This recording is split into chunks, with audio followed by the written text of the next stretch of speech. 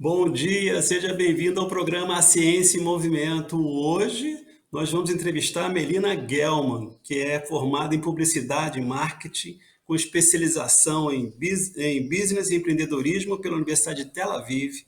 Melina já ganhou diversos prêmios de startup no Brasil e no mundo, tanto com o Google Exchange, o Startup Tel Aviv, o Bay Brasil, Stanford, o Startup Tour, que foi eleita pela revista Pequenas Empresas Grandes Negócios como um dos talentos que iriam brilhar em 2016. Hoje é sócia da Game Jam Plus e da Plug and Plus. É investidora de startups e mentora de games e startups na área de valuation, acesso ao mercado, pitch e investimento. Uma mulher empreendedora. Esse é o nosso tema do Ciência e Movimento de hoje. Fique com a gente volta já.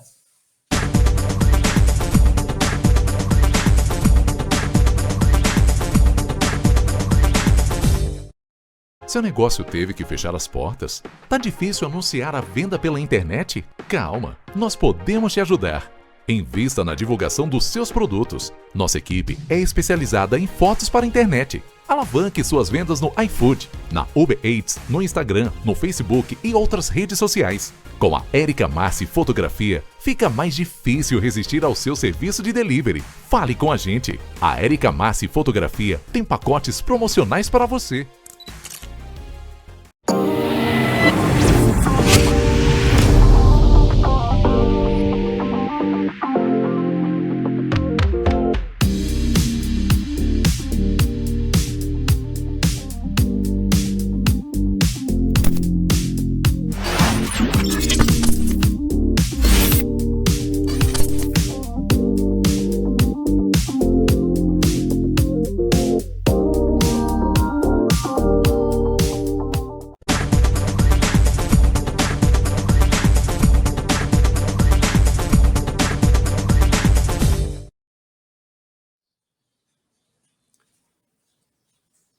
Olá, eu sou Márcio Campos, estamos de volta a um programa Ciência e Movimento. Você sabe, um programa de entrevista na área de ciência, tecnologia, inovação, empreendedorismo tecnológico e científico. E como você já sabe, a gente faz uma pauta aqui específica sobre o papel da mulher em todo esse processo. E hoje vamos conversar com Melina Gelman, que é uma empresária na área, com experiência vasta nesse grande movimento que hoje é intensificado no mundo todo das startups, né, e o papel da mulher nesse processo de alavancamento de empresas em um ambiente muito masculino, sem dúvida nenhuma.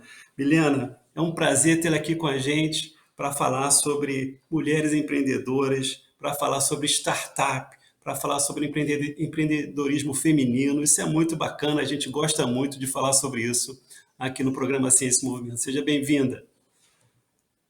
Obrigada, Márcio. Mais uma vez, super obrigada pelo convite. Eu acho que, assim, para a gente, né, mulher empreendedora, para os empreendedores em geral, já é super importante a gente ter um canal para a gente contar um pouco dessa nossa história. Mulher, então, eu acho que ele é necessário. Eu queria, mais uma vez, super te agradecer a oportunidade para a gente bater esse papo hoje. Melina, vamos começar pelo começo, né? O que é uma startup? Como é que esse novo modelo de empresas acontece no dia de hoje? Por que ele está tão assim em voga? Né? O que há de diferente nesse modelo de startup? Então, acho que o mundo, ele evolui muito rápido, né? Então, naturalmente, os negócios precisavam evoluir junto com ele. Então, criou-se esse termo de startup, que são projetos na área de tecnologia que são escaláveis, de fácil replicar, eles são replicáveis e, na grande maioria das vezes, eles são únicos.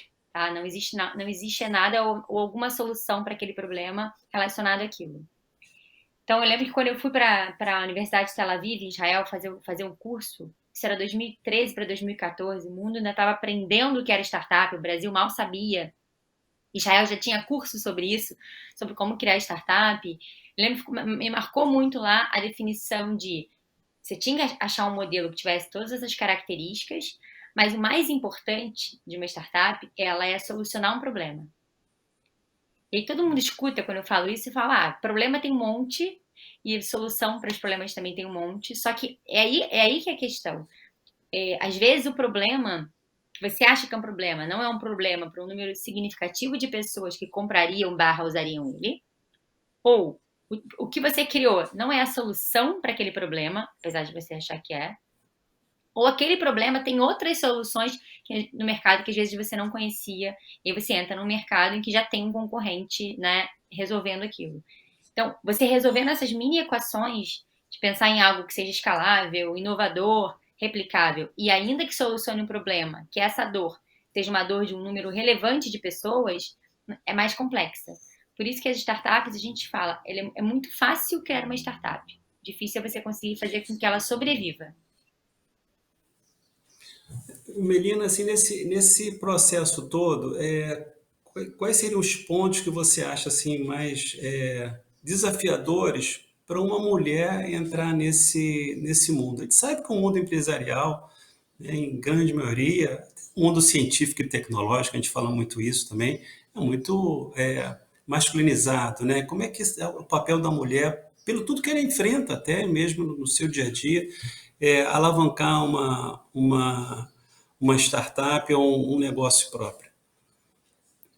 Acho que isso tem muito de cultura, né, Márcio? A gente já comentou isso até outras vezes, em outras oportunidades. A mulher, ela culturalmente, ela foi educada, na grande maioria das vezes, para ser submissa, né? As coisas inovadoras, os grandes cargos, sempre eram dos homens. Então, aquilo ali, indiretamente, aquilo fica um pouco enraizado, né? Eu acho que o mais importante é que ela tenha oportunidade. Porque se você parar para analisar, as startups são lideradas por mulheres, e isso é uma pesquisa a nível mundial, elas vivem mais do que startups lideradas por homens.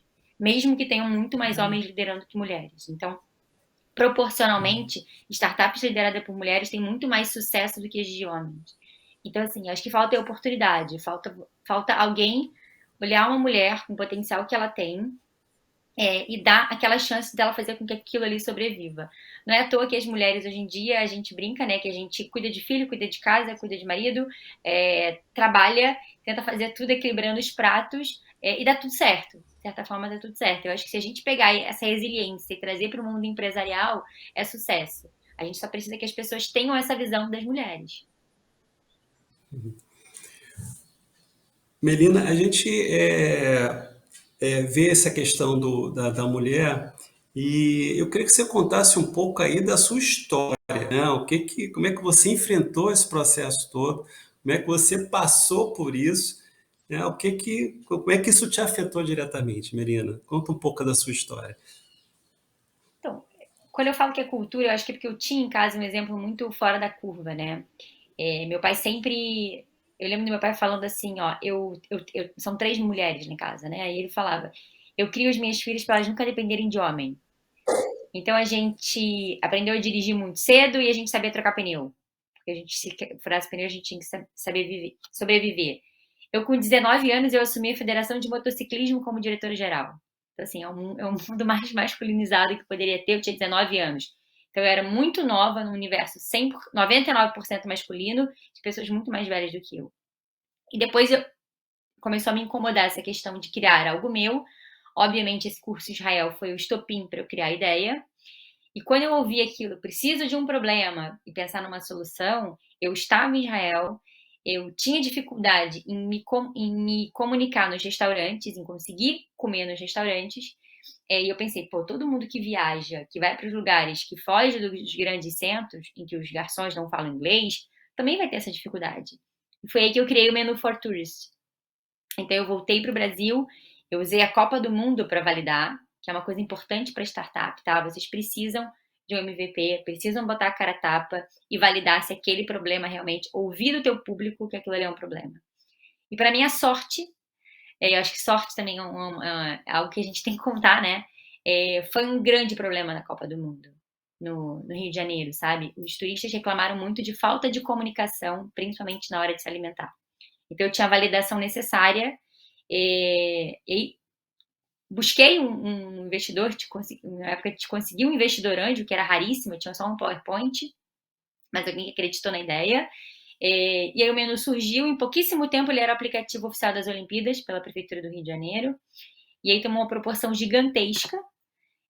Do nada você tem que aprender a lidar com startup, a controlar um time que cresceu vezes 10, com a chancela de uma Olimpíada, e é toda a relação com o Ministério do Turismo, Sebrae Nacional, Abrazel, sindicatos, esperando que você realizasse algo significativo, diferente da Copa do Mundo, e graças a Deus deu muito certo.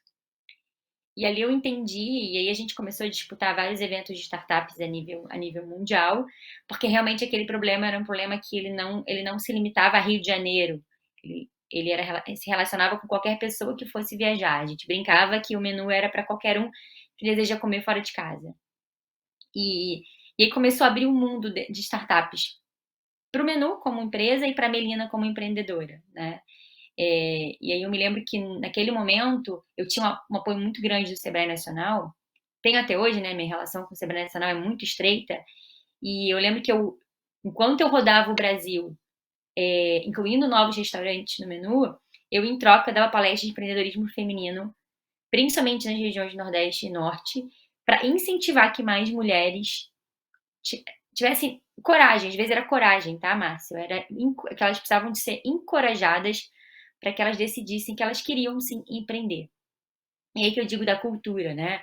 Eu lembro que eu escutei uma startup de Manaus, que a ideia era toda da menina e ela teve que colocar um namorado como CEO, porque ela falou que senão nenhum fundo de investimento sentaria com ela. E que o problema dela era que assim, o pai dela não aceitava de hipótese alguma que ela empreendesse. Então ela era obrigada a trabalhar no emprego tradicional, cuidar da startup que ela criou de forma secundária, com outra pessoa liderando, era a forma que ela arranjou de empreender. Então é a cultura, sabe? A gente precisa mudar. Então, assim, ela não tinha apoio nem dentro de casa. Como é que a gente ia querer que aquela menina se preparasse para o mundo lá fora, né? Melina, a gente vai falar sobre fracasso, né? Nem tudo são flores nesse mundo, né? Não, E aí, e aí vamos fazer um breve intervalo e na volta a gente fala de fracasso e aprendizado. Fique com a gente volta ótimo. já.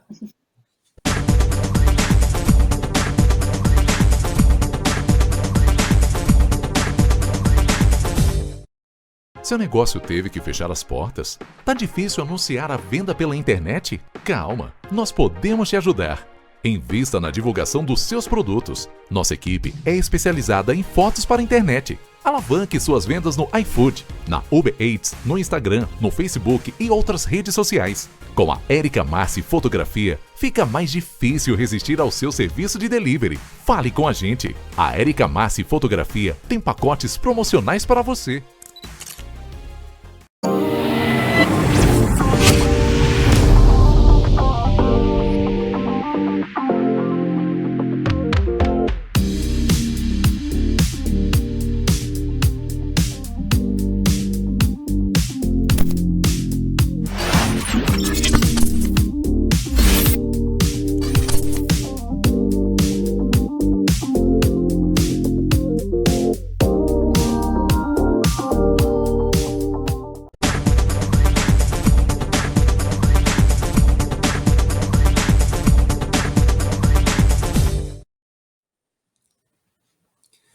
Estamos de volta com o programa Ciência e Movimento, nossa pauta Mulheres Empreendedoras com Melina Gelman. E a gente deixou na última parte da entrevista, né, que a pergunta tem tudo, são flores, aprendizados e fracassos. Melina, como é que é esse processo de aprendizado e fracasso aí de uma mulher empreendedora alavancando uma startup?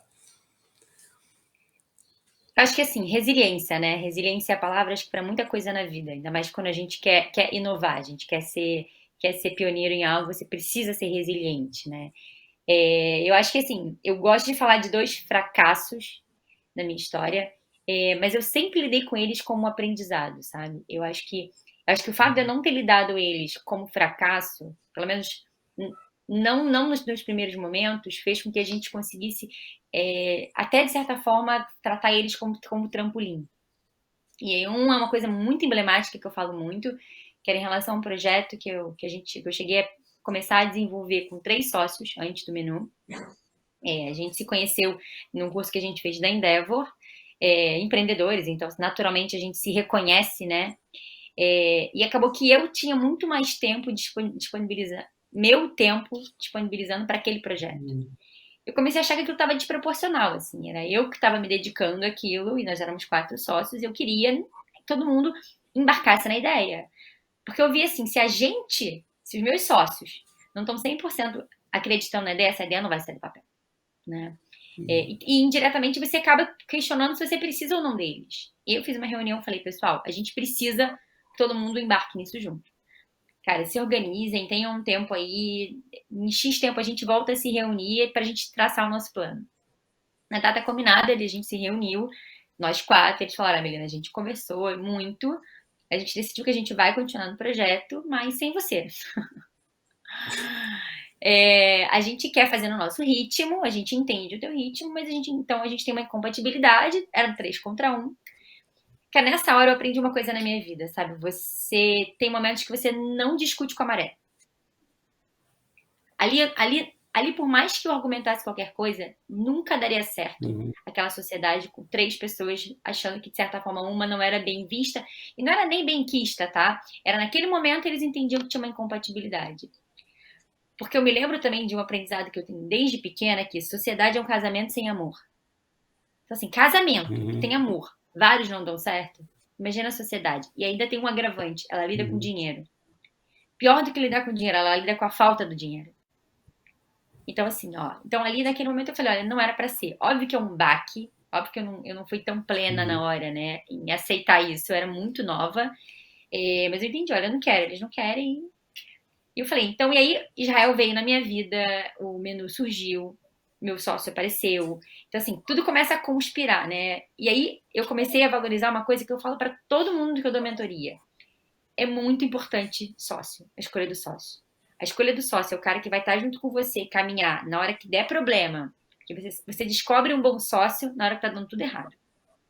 É naquela hora, porque na hora que tá tudo certo, é igual amigo, né? Você sabe quando o cara é amigo de verdade, na hora que você precisa dele. Então, sociedade é uma das coisas que eu falei assim, eu entendo a startup no início precisar de não ter dinheiro e aí precisar botar o funcionário como sócio. Mas geralmente é isso que vai matar a tua startup. Porque em pouquíssimo tempo, aquela incompatibilidade que você não teve que analisar no início, ela vai aparecer. E aquilo ele não vai fazer com que o projeto não avance, pelo menos não como você planejou. E o segundo foi quando eu tive que tomar uma decisão muito difícil de fechar o menu. E eu me lembro que assim, o Menu foi um aplicativo que deu muito certo nas Olimpíadas, né? Então, assim, era um momento em que você ganhou-se muito dinheiro com uma startup. Tinha muito dinheiro, porque tinha restaurante entrando, né? Tinham patrocinadores, tinha tudo. Quando acabou as Olimpíadas, teve uma mudança política, né? E o Menu era um aplicativo muito dependente da prefeitura, porque qual era a minha troca com eles? Os turistas precisam descobrir que tem isso. Vocês precisam divulgar. Eu só quero que vocês me divulguem. Deixa que o resto eu faço, né? Então, para eles era interessante, é o famoso ganha-ganha. O prefeito que assumiu não teve essa visão, né? Os secretários também não. E eu entendi que eu precisaria ter um gasto muito forte de energia e de dinheiro para conseguir divulgar o menu para todo mundo que chegasse no Rio de Janeiro sem o apoio da Secretaria de Turismo. E aí eu comecei a entender que aquele universo, aquele cenário de onde o menu nasceu, ele não era mais tão favorável. E aí, de novo, Israel, importantíssimo na minha vida, que foi quando me orientaram o seguinte, o segundo maior erro das startups, né? Primeiro, a escolha errada de sócio. O segundo você é tão apegado na sua ideia, você é tão apaixonado por ela, que você fica cego, você não vê os sinais que o universo te dá, e você geralmente afunda junto com ela. E aí, quando você decide desistir, você já está endividado, você já está no fundo do poço, que até para você recomeçar em outra coisa é difícil. Então, quando me fizeram ver, trata o menu como um projeto bem sucedido e não como uma startup que vai ser obrigada a fechar. E quando eu tratei como um projeto bem sucedido, de uma Olimpíada super bem sucedida, em que eu consegui resolver uma das maiores críticas do turista na Copa do Mundo, e como que o menu me abriu para o universo de empreendedorismo, quanto que o menu impulsionou a Melina para todos os eventos relacionados ao empreendedorismo, de certa forma eu estava envolvida, como é que aquilo ali virou bagagem e iria me ajudar nas próximas ideias que eu fizesse, independente de qual fosse ela, foi aí que eu decidi que era o momento de fechar. E que novos ares precisariam da Melina. E aí a primeira coisa que eu fiz foi tentar, obviamente, realocar meu time, né? Então acabei que eu tive que demorar um pouco mais para fechar, para que eu conseguisse realocar todo mundo. E decidi que o menu Fartures, pelo menos daquela forma, naquele formato, naquele momento, não iria existir mais. E que bom, porque pouquíssimo depois começou uma pandemia, né? Todos os restaurantes que eram quem me pagava estavam fechados. O iFood veio e ganhou notoriedade, que acabaria sendo um concorrente, porque o iFood também tem o cardápio nos restaurantes, né? Então eu teria um concorrente de peso como o iFood. Então, assim, é o famoso que eu acho que nada é por acaso, né? E eu acho que é outra coisa incrível das mulheres, né? A gente precisa ouvir nosso sexto sentido. Eu acho que isso aí a mulher faz com maestria. Então, assim, a gente precisa ouvir, porque eu acho que 99% das vezes ele tá dizendo pra gente, olha, não é por esse rumo, sabe? Muda um pouco do teu rumo. A diferença é que fazer mudanças muito bruscas requer coragem, né? E às vezes também é esse que é um problema. Melina, assim, a gente está chegando ao final do programa, mas uma pergunta rápida, né? Qual a diferença do ambiente de startup lá quando você começou, em 2014, e 10 anos depois? O que mudou nesse ambiente aí? Como é que você destacaria esse processo? Nossa, muito. Muito, e a gente realmente ainda trabalha para que ele mude mais, né? Primeiro porque quando começou, depois o mundo se abriu para as startups, tá? E aí é muito curioso você citar até o exemplo, a denominação de uma startup unicórnio, que a gente chama que são essas com valuation altíssimo, né? Com valor de mercado muito alto. Se uma startup é aquela que precisa solucionar um problema, o unicórnio é a startup que soluciona um problema em que você nem imaginava que era um problema. Então você não imaginava que você, por exemplo, que você tinha problema com táxi até surgir o Uber. Você não se imaginava viajando e não ficando em hotel, de hotéis tradicionais, até surgir o Airbnb. Você não imaginava que você ia se comunicar com pessoas por telefone, que não ligações normais, até surgir o WhatsApp. Ou que você ia ter prazer em divulgar a tua vida e ver a vida de estranhos até surgirem as redes sociais. Então, as startups unicórnios, elas vieram para impactar a vida do cidadão. Então, o cidadão se rendeu às startups. No segundo momento, as grandes companhias se renderam às startups. Ou seja, empresas grandes como a Ambev, por exemplo, entendeu que era muito mais simples, quando tem um problema, achar uma startup no mercado que solucionasse, do que alterar um time inteiro para isso. E agora, os governos estão se abrindo para as startups, entendendo que vários problemas de nível público, você pode ter um time especializado, não necessariamente dentro, né, que pode solucionar de forma muito mais eficaz e mais barata. Então, assim, as startups, elas mudaram o nosso dia a dia de forma totalmente direta, né? Então, essa é uma... E graças a Deus tem muito mais mulheres CEOs hoje em dia do que na época quando eu comecei.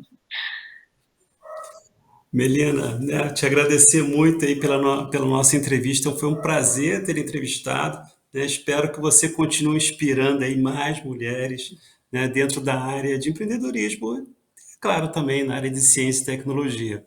Né? Muito obrigado pela sua entrevista, Melina. Obrigada, Márcio. Uma Isso- vez, super obrigada pelo convite. Obrigado, Melina. Obrigado a você que nos assiste aí. Né? A gente, né, fica pelo convite aí para o próximo programa Ciência e Movimento. A gente se vê em breve. Um grande abraço a todos, um forte abraço. Tchau. Tchau.